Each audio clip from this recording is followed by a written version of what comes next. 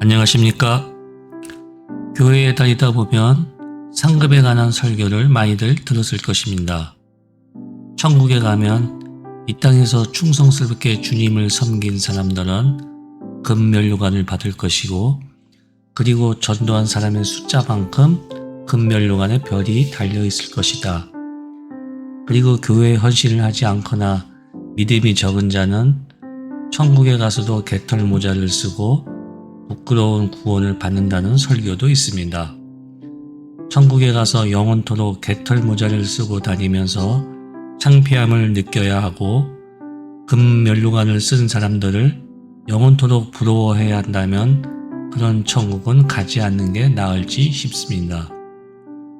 그런 천국에는 질투도 있을 것이고 자랑도 있을 것이기 때문입니다. 예수님께서 말씀하신 보물을 하늘에 쌓아두라는 말씀을 헌금에 적용해서 이 땅 은행에 아무리 돈을 많이 쌓아놓아도 거기에는 좀이 들고 도둑을 맞을 수 있으니 잃어버릴 수 있지만 천국 창고에 쌓아두면 안전하니까 천국 은행에 예금하는 마음으로 헌금을 하라는 말을 들으면 도대체 천국에서 무슨 돈이 그렇게 필요할까 하는 생각이 들기도 합니다. 그럼 이 땅에서의 부자는 천국에서도 또 부자가 되고, 이 땅에서 가난해서 헌금을 많이 못한 사람들은 그 결과로 천국에 가서도 여전히 가난하게 살아야 되는가라는 의문이 생기게 되고, 이런 하나님을 믿어야 하나 싶은 생각이 드는 것은 당연합니다. 간증으로 천국에 다녀왔다는 분들이 천국에서도 신분과 계급의 차이가 있어서 잘 믿던 사람들은 개인주택에 살고 적당히 믿던 사람들은 공동주택에 산다는 이런 이야기를 들으면 과연 천국을 좋은 곳이라고 말할 수 있겠는가라는 의문 또한 생기게 됩니다. 과연 천국에 상이 있을까요?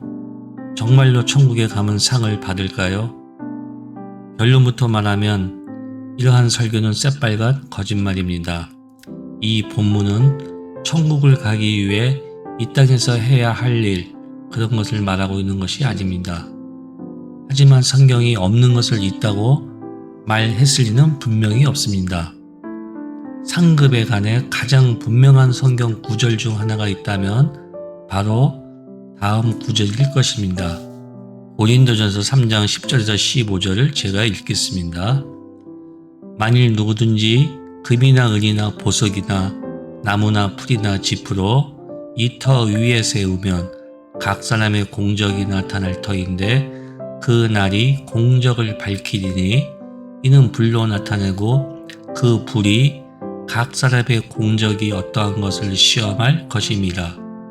만일 누구든지 그 위에 세운 공적이 그대로 있으면 상을 받고 누구든지 그 공적이 불타면 해를 받으리니 그러나 자신은 구원을 받되 불 가운데서 받은 것 같으니라. 이 말씀은 고린도 교회의 상황과 바울의 상황을 이해하지 않으면 멋대로 해석되던 구절이기도 합니다. 그래서 새빨간 거짓으로 교인들을 힘들게 하고 충성을 강요하는 수단으로 쓰여지는 구절이기도 합니다. 고린도 교회는 바울이 개척한 교회입니다. 바울이 떠나고 난 다음에 베드로의 추천서를 가지고 예루살렘에서 온 몇 사람들이 고린도 교회에서 사역을 한 적이 있었고, 그리고 아볼로라고 하는 사람이 얼마 동안 고린도 교회에서 목회를 한 적이 있었습니다. 그래서 고린도 교회에서는 목회 지도자에 대한 편가르기 때문에 분란과 분쟁이 있었습니다. 그런 상황에서 바울은 편지를 썼던 것이죠. 바울은 아볼로나 베드로 모두가 주님을 사랑하고 복음의 은혜를 아는 사람들이라는 확신이 있었기 때문에 고린도 교회에 권면하기를 아볼로는 무엇이며 바울은 무엇이냐, 그들은 주께서 주신 대로 너희로 하여금 믿게 한 사역자들이라고 말하고 우리는 하나님의 동역자들이요 너희는 하나님의 밭이요 하나님의 집이라고 1절에서 9절까지 말한 내용입니다. 그리고 난 다음에 바로 이어서 상급에 관해 10절부터 15절까지 말하고 있는 것이죠. 바울은 10절에서 자신을 하나님께서 그에게 주신 은혜대로 하나님의 집에 터를 닦아 놓은 사람이라고 소개를 하고 있습니다. 그렇다면 고린도 교회를 개척했던 바울이 말하는 이 터라고 하는 터는 무엇일까요? 종종 교회를 개척한 목사들이 교회를 개척해서는 비전을 터라고 하는 경우가 많습니다. 그리고 그 비전을 주보라든지 교회 곳곳에 걸어놓고 선전을 합니다. 그건 목사의 비전인 것이죠. 개척교회의 비전이 바로 개척교회 목사가 세워놓은 터라고 생각을 하는 것 같습니다. 그러나 바울은 자기가 개척했던 고린도 교회의 사역자로서 자신의 가르침이나 자기의 비전이나 자기의 영향력을 터라고 말하고 있지 않습니다. 바울이 확신한 바 그 터라는 것은 바로 예수 그리스도입니다. 11절을 보면 이 닦아둔 것 외에 능히 다른 터를 닦아둘 자가 없으니 이 터는 곧 예수 그리스도라. 그렇습니다. 예수 그리스도의 터 위에 세워진 것이 아니면 그 어떤 것도 교회가 아닙니다. 그 터는 바울만 말한 것이 아니라 베드로도 말했습니다. 예수님께서는 그 고백을 들으시고 시몬아 네가 복이 있다 말씀하신 후에 그 터 위에 교회를 세우겠다고 말씀하셨습니다. 바울이 이 터를 터 위에 집을 지었다는 말은 터를 세운 사람은 결국 이 터를 증거했다는 의미입니다. 즉 예수를 증거했다는 말인 것입니다. 바울도 베드로도 아볼로도 예수의 증거 위에 집을 지었다는 것이죠. 집을 지을 때 순수하지 못한 동기로 사람들의 열심을 부추기는 사람도 있을 것이고 복음을 위한 순수한 열정을 가진 때도 있었을 것이고 또 자기의 개인적인 야망을 마치 복음을 위한 것인 양 착각하는 사람들도 있을 것입니다. 하나님의 일을 한다는 자부심으로 밤낮 없이 동분서주했지만 사실은 자신의 욕심을 합리화시키는 일밖에는 아무것도 아닌 경우도 얼마든지 있다는 말입니다. 그렇게 열심을 내고 거룩한 비전인 것처럼 하나님의 영광을 위해서 하는 것처럼 그렇게 말하고 있지만 돌아보면 그게 하나님의 영광을 위한 것이 아니라 자기의 야망을 채우기 위해 교인들을 이용하거나 힘들게 만들었던 경우도 허다하게 많다는 말입니다. 이걸 누가 판단할 수 있다는 말입니까? 아볼로는 성경을 잘 가르쳤는데 열정이 없었고 바울은 열정과 선교에 관심은 있었는데 교인들을 돌보지 않았다는 이러한 편파적인 것들 때문에 교회 안에 분열이 생겼습니다. 이런 상황에서 바울은 편지를 썼던 것입니다. 바울은 지금 고린도 교회에 나중에 다 밝혀질 것이라고 말했습니다. 마치 집을 지을 때 금이나 은으로 지은 것도 있고 집이나 나무로 지은 것들도 있는데 마지막 그 날에 불을 가지고 심판을 할 것이니 금이나 은으로 지은 것은 그대로 남아있을 것이지만 나무나 짚으로 지은 것은 다 타버릴 것이라고 말하고 있는 것입니다. 그런데 지금 바울은 자기의 사역은 금이고 아볼로나 다른 사람의 사역은 지푸라기라는 말을 하고 있는 것이 아닙니다. 심판하는 그때 다 드러날 테니까 그때까지 꾹 참자. 이 불의한 것들이 언젠가는 다 드러날 거야. 이렇게 생각을 하고 있었다면 바울은 엄청난 독선자이고 위선자인 것입니다.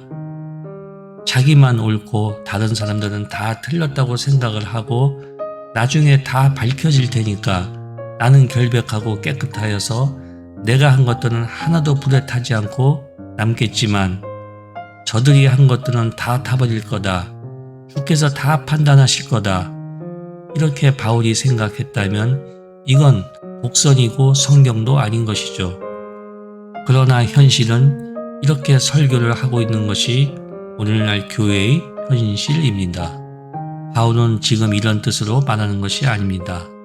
바울이 말하고자 하는 것은 두렵고 떨리는 마음으로 내가 사역한 것들 중에도 불에 타 없어질 것이 있다는 것입니다.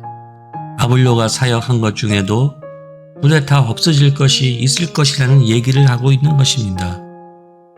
중요한 것은 누가 옳고 그르나의 문제가 아니라 자기가 한 사역 중에도 남지 않고 타버릴 것이 있을 수 있다는 것입니다. 자랑으로 한 것들, 욕심으로 한 것들, 교만으로 한 것들, 이것들은 다 타버릴 것입니다.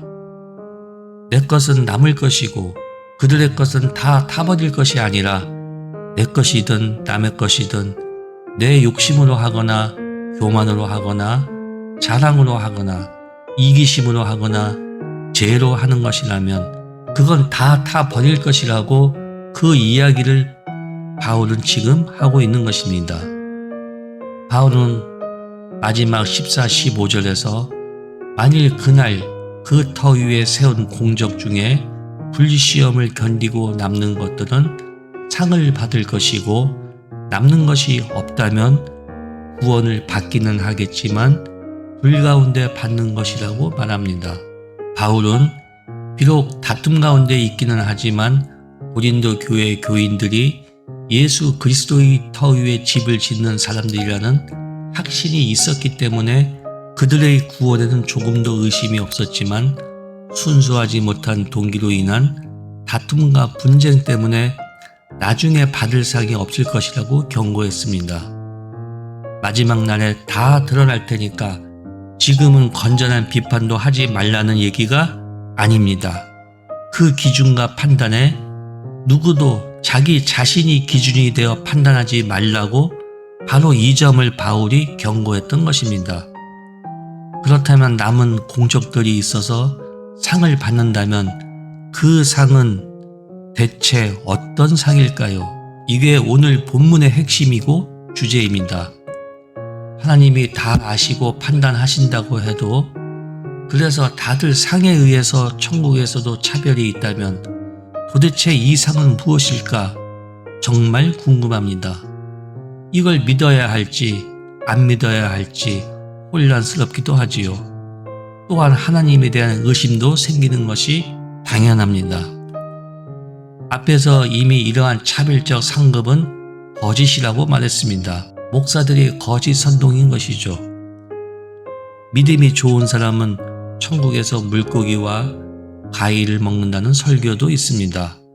성경에서는 하나님을 사랑하고 섬긴 사람들에게 금면류관을 주실 것이라고 말씀하시고 의의 면류관을 주실 것이라고 말씀하셨지만 그 문맥을 보면 거기서 말씀하시는 면류관은 모든 성도들에게 주실 것이라고 하고 있습니다. 천국, 즉 하나님 나라에는 틀림없이 상이 있다고 저는 그렇게 믿습니다. 그렇지만 타락한 인간의 감정으로 느낄 수 있는 즐거움을 주는, 보상을 주는 그런 상은 없다고 저는 확신합니다. 상이라는 것이 받지 못한 사람들의 부러움을 일으키고 질투심을 유발시키고 자신에게는 우월감을 갖게 만드는 그런 상은 아닐 것이라고 생각합니다. 바울이 말하는 상은 열심히 집을 지었는데 타지 않고 남은 게 있다면 그게 곧 상이라고 말하고 있습니다. 바울은 9장에서 이 상급에 대해 좀 더 자세히 말하고 있습니다. 그런즉 내 상이 무엇이냐? 내가 복음을 전할 때 값없이 전하고 복음으로 말미암아 내게 있는 권리를 다 쓰지 아니하는 이것이로다. 이게 뭡니까? 이렇게 시시한 것이 상이랍니다. 이게 상인데 열심히 헌신하고 헌금할 수 있겠습니까? 이래서 인간은 죄인 수밖에 없는 것입니다. 상하니까 어떤 보상 같은 것으로 생각하고 그 상을 받기 위해 뭔가를 해야 할 것 같은 아주 세속적으로 생각을 하는 것이죠. 바울이 말한 상을 한 예로 들어보겠습니다.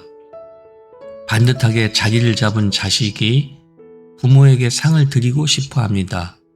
그런데 부모가 극구 사양을 하면서 나는 네가 잘 자라준 것만으로도 충분히 보상을 받았다. 너희들이 곧 내 멸류관이다. 나는 내가 너희의 부모인 것만으로도 기쁘고 자랑스럽다. 이렇게 말하면 그 부모의 진심을 믿을 수 있습니까? 말씀은 그렇게 하셔도 용돈 안 드리면 아마 굉장히 섭섭해 하실 것이라고 혹시 그렇게 생각들 하십니까? 물론 섭섭할 때도 있고 아쉬울 때도 당연히 있죠. 하지만 곰곰이 생각해보면 잘 자라주고 잘 살고 있는 것만으로도 부모는 분명히 기쁘실 겁니다. 아마도 부모님은 이 감정을 다 아실 거라고 생각합니다. 그 자녀들이 잘 살고 있다는 것이 멸류관이고 부모가 받은 상입니다. 이런 부모의 마음을 이해할 수 있다면 바울의 말도 이해할 수 있고 그 진심도 믿을 수 있습니다. 세상에 살지만 어떻게든 세상의 눈이 아닌 하늘의 눈으로 세상을 보고 주님과 깊은 관계에 있게 된다면 그것이 상급이고 우리가 누릴 수 있는 상입니다. 마지막 삶을 마감하는 그날 구원은 받겠지만 내가 누리던 삶의 끝자락에 남는 것이 하나도 없다면 아마 그게 가장 슬픈 일일 것입니다. 그러나 남는 것이 하나라도 있다면 죽음도 기쁘게 맞이할 수 있지 않을까 생각합니다. 남아있는 그 기쁨을 생각하며 죽음을 맞이한다면 죽음은 또 다른 생명으로 가는 길이 아닐까 생각합니다. 우리가 주님의 기쁨이 될 수 있다면 그것이 우리가 받을 최고의 상입니다. 저는 바울이 말하고 있는 것 외에 인간의 이성으로는 도저히 이해할 수 없는 또 다른 상이 천국에 있는지는 솔직히 잘 모르겠습니다. 그렇지만 두 가지는 확실히 말할 수 있습니다. 이 땅에서의 삶의 궁극적 목표는 성공도 아니고 천국에서의 차별도 아닙니다. 천국에서 남들보다 더 좋은 혜택을 보자고 헌금을 많이 하고 천국에서 더 누리고자 열심히 신앙생활을 하는 것도 아닙니다. 지금 우리의 목표는 이 땅에 하나님 나라가 조금이라도 확장된다면 그것만으로도 충분합니다. 우리의 욕망과 야망을 위한 길을 택하지 않아서 다 타버리지 않고 남는 것이 있다면 그것으로도 충분하고 우리가 받을 상은 다 받았습니다. 삶의 끝자락에 타지 않고 남는 것이 한 줌이라도 있었으면 좋겠습니다. 그것이 나의 소중한 상일 것이기 때문입니다. 그것이 주님의 기쁨이고 영광입니다. 감사합니다.